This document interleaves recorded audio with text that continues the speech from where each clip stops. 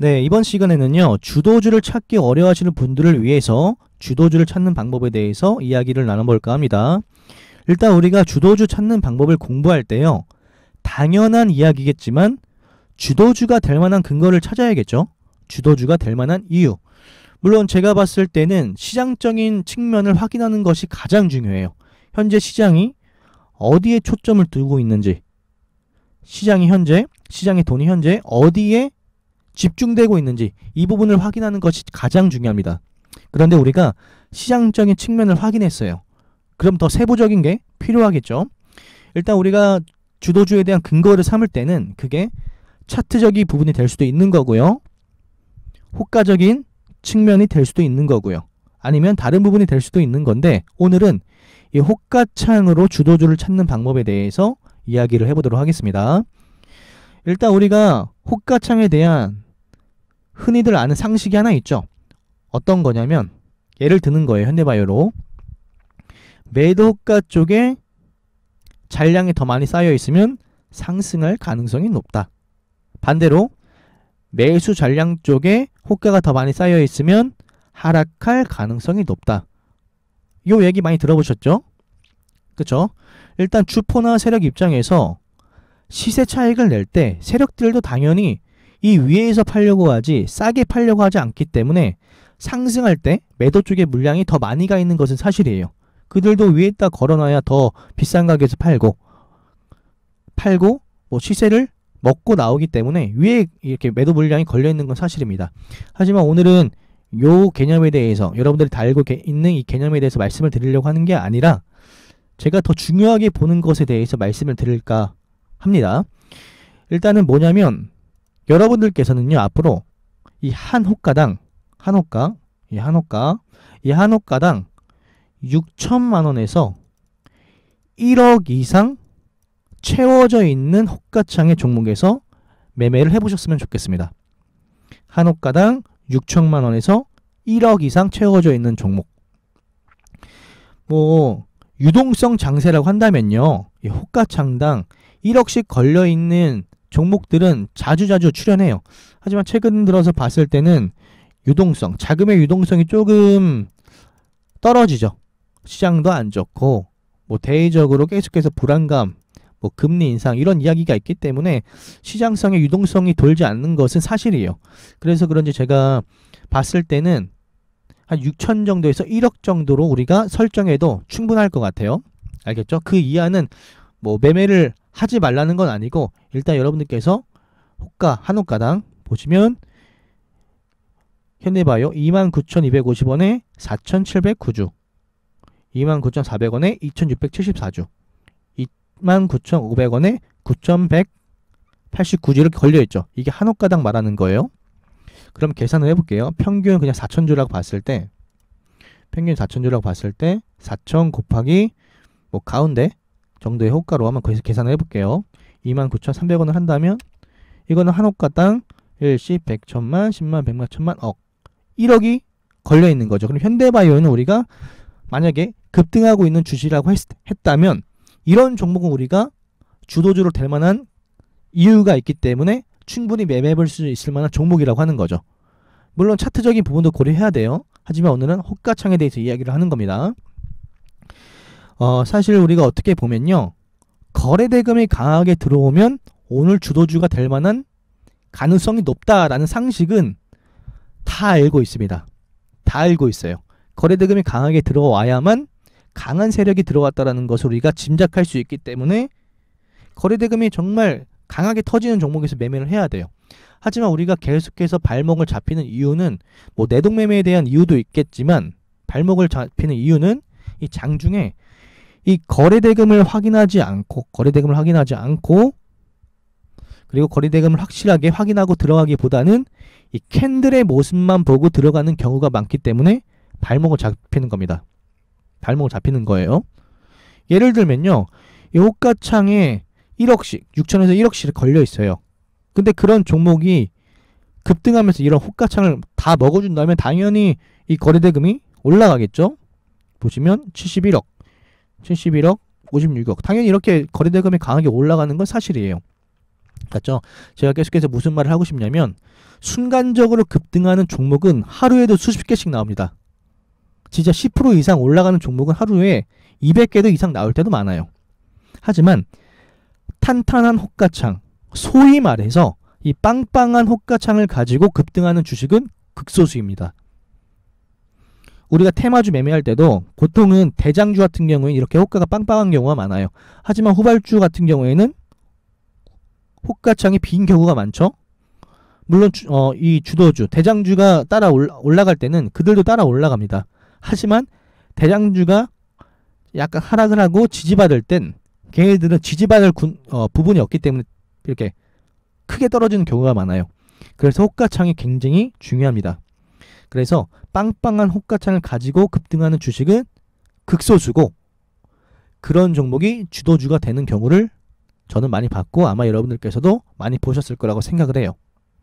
호가창당 6천에서 1억 정도 걸려있는 종목들에서 우리가 매매를 해야 될 것 같아요.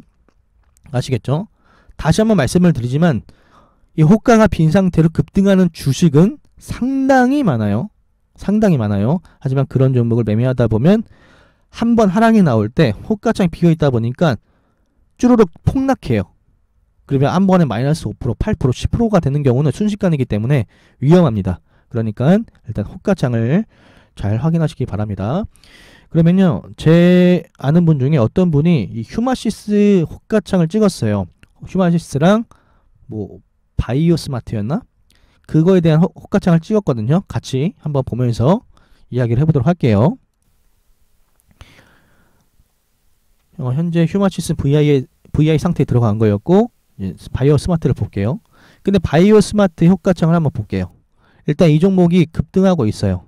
급등하고 있으면 뭐 평균적으로 우리가 주식수를 세보면요, 한 4,000주로 할까요? 이것도 4,000주 평균을 그냥 대략적으로 계산하는 거예요. 곱하기 뭐 가운데 호가 7670. 그럼 이거는 한 호가당 3천만 원이 걸려 있는 거죠. 뭐 이런 종목을 하지 말라는 건 아니에요. 저도 이 종목은 비중 줄여서 분명히 매매했습니다. 매매를 했는데 이런 종목에서 우리가 확실히 베팅하기보다는 소액 정도로만 베팅하는 게 좋아요. 왜냐하면 아까 말씀드린 대로 호가가 정말 빵빵한 상태, 튼튼한 상태는 아니죠. 그렇기 때문에 저는 이런 종목에서 여러분들이 주도주를 생각하기보다는 물량을 줄여서 매매를 해야겠다라는 정도만 여러분들께서 숙지를 하셨으면 좋겠습니다. 계속 볼게요.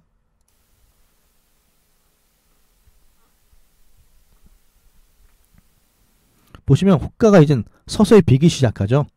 서서히 비기 시작해요. 이렇게 되면 여러분 하락이 나올 가능성이 높다라는 걸 어느 정도 우리가 추측할 수 있습니다. 보세요. 순간적으로 호가창이 비었거든요. 이렇게 하락이 나오죠. 호가창이 빈 종목에서 하락이 나올 때는 롱바디 양봉을 꽂기도 해요. 아마 바이오스마트가 요때인 것 같아요. 이 고점 대비 순식간에 보시면 7% 가까이 밀어요. 7% 가까이. 굉장히 그러니까 이런 하락을 맞았을 때는 굉장히 힘들겠죠. 그래서 이렇게 호가창이 빈 종목에서 매매하기란 그렇게 쉽지는 않은 것 같아요.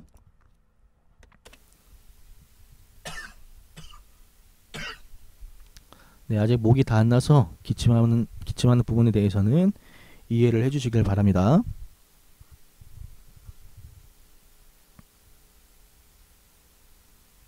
뒤로 좀 넘길게요. 휴마시스 호가창을 볼게요. 밑에 보이시죠? 이 한 호가당 한번 우리가 계산해 봅시다. 만주 거의 한 평균이 한 11,000주 정도 되지 않을까 싶어요. 11,000주. 휴마시스 기억하죠? 우리가 제일 최근에 봤었던 주도주예요. 11,000주 곱하기 25350. 이제 가운데 가격을 제가 곱하는 겁니다. 평균적인. 그러면 이 종목 같은 경우에는 일시 100, 1000만, 10만, 100만, 1000만, 억 2억 7천이 걸려 있는 거예요. 한 호가당 2억 7천이 걸려 있는 거예요. 물론 휴마시스 같은 경우에는 코로나 확진자가 계속해서 급증하고 있다 보니까 시장이 이 종목에 초점을 뒀습니다. 그렇다면 우리는 진단키트 관련주, 코로나 관련주에서 어떤 종목이 대장이 될 수 있는지는 이 호가의 모습을 보고 어느 정도 알 수 있다는 거예요. 이렇게 호가창이 묵직한데 이 묵직한 호가창을 빠른 속도로 먹어준다라는 것은, 볼게요. 이 묵직한 호가창을 빠른 속도로 먹어준다라는 것은 그만큼 시장에서 포커스를, 지금 시장의 포커스가 이 휴마시스에 맞춰져 있다는 거고, 그만큼 강한 세력이 입성했다라는 것도 의미하기 때문에 세력이 돈을 쓴 만큼 추가적인 시세가 나올 가능성이 굉장히 큽니다. 그 정도는 우리가 어느 정도 예상해 볼 수 있겠죠. 우리가 매매를 하면서 끼라는 말을 많이 사용하는데, 그 끼가 있는 종목들의 특징은 이러한 묵직한 호가창을 빠른 속도로 먹어줍니다. 가끔 매매를 하다가 이 호가창만 두껍고 잘 못 먹어주는 종목들이 있어요. 이 호가창은 두꺼운데 잘 못 먹어주는 종목들이 있어요. 하지만 그런 종목들은 끼가 있다고 얘기하기 어렵죠. 이러한 변동성 캔들을 보여주면서 잘 먹어주는 종목이, 이 호가 잘 먹어주는 종목이 끼가 있는 종목이에요.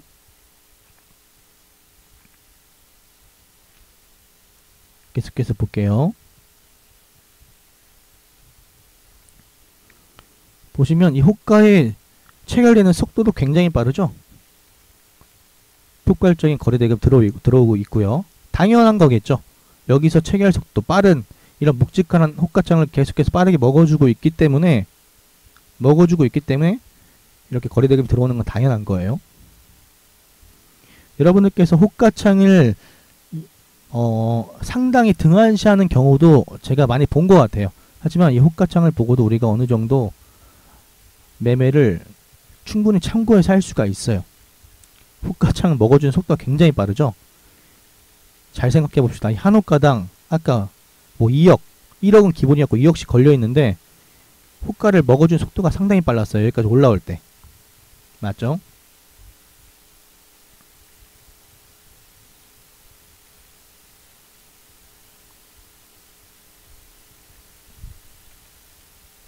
그래서 보도록 해봐요.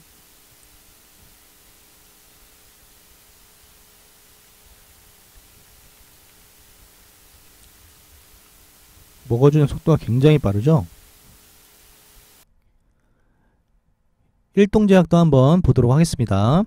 일단 일동제약의 호가창을 보면요, 이 한 호가당 걸려있는 평균적인 금액을 계산해 봤을 때 물론 34,650원 이 호가가 비어있긴 하지만 35,000원 호가를 제외한 이 나머지 호가에 대한 수량을 평균적으로 조금 계산을 해보면, 뭐 대략적으로 할게요. 대략적으로 한 4,500이라고 할게요. 그냥 4,500주씩 걸려있다고 생각을 하고 평균 가격을 곱해보면 한 호가당 1억 5천, 일단 1억 이상 걸려있기 때문에 이런 종목이 이 캔들의 변동성만 좋으면, 이 캔들의 변동성이 좋다라는 것은 강하다라는 거고, 이 호가 한 호가당 1억이 있는데 그걸 다 먹어준다는 뜻이에요. 강하게. 그렇기 때문에 이런 종목은 우리가 충분히 매매해 볼 수 있는 종목이라고 생각해 볼 수 있겠죠. 볼게요.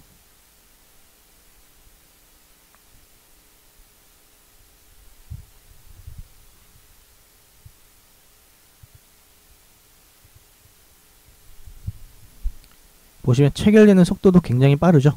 체결되는 속도. 그리고 이렇게 강한 빵빵 호가창에서 이러한 변동성을 한번 보여줬기 때문에 이 종목은 이 시장의 관심을 집중해서 받곤 합니다. 그리고 여기서 한 가지 팁을 드릴게요. 보시면 여기 35,000원 요 가격대에 매도 물량이 많이 걸려있죠. 35,000원이 라운드 피겨 값이기 때문에 이렇게 호가가 많이 걸려있는 것은 우리가 어느 정도 이해를 할 수가 있어요. 하지만 이 라운드 피어라는 것보다 보시면 이 35,050원이 VI 가격이에요. 이 VI 전 호가에 평균적으로 통계적으로 이 매도가 많이 걸려 있습니다. 왜냐하면 VI 이후에 개파락 혹은 시세의 연속성이 끊기면 하락이 좀 크게 나오는 경우가 많기 때문에 사람들이 이 VI 전에는 다 팔거나 일부를 팔려고 하는 경향이 많습니다. 그래서 이 VI 가격 1차 VI든 2차 VI든 생각보다 강한 저항으로 작용될 수도 있다라는 부분을 어느 정도 숙지를 해두세요. 그리고 보시면 이 호가 몇 억씩 걸려있는 효과를 먹어준다라는 것은요, 그 자체로 누군가 입성했다라는 거죠. 주포, 세력, 물론 슈퍼게임일 수도 있어요.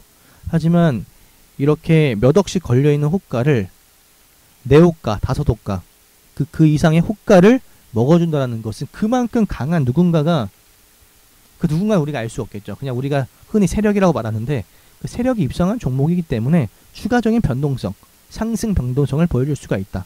그리고 그런 종목에서는 하락해도 이미 돈이 쓰여진 종목이기 때문에 다시 반등이 나오는 경우도 많고요. 여러분들께서 이런 얘기도 들어보셨잖아요. 어떤 거 들어보셨냐면, 돈이 쓰여진 구간에서는 지지라인이 강하게 나온다. 돈이 쓰여진 구간에서는 지지라인이 강하게 나온다. 이런 얘기 많이 들어보셨죠? 예를 들면 휴마시스가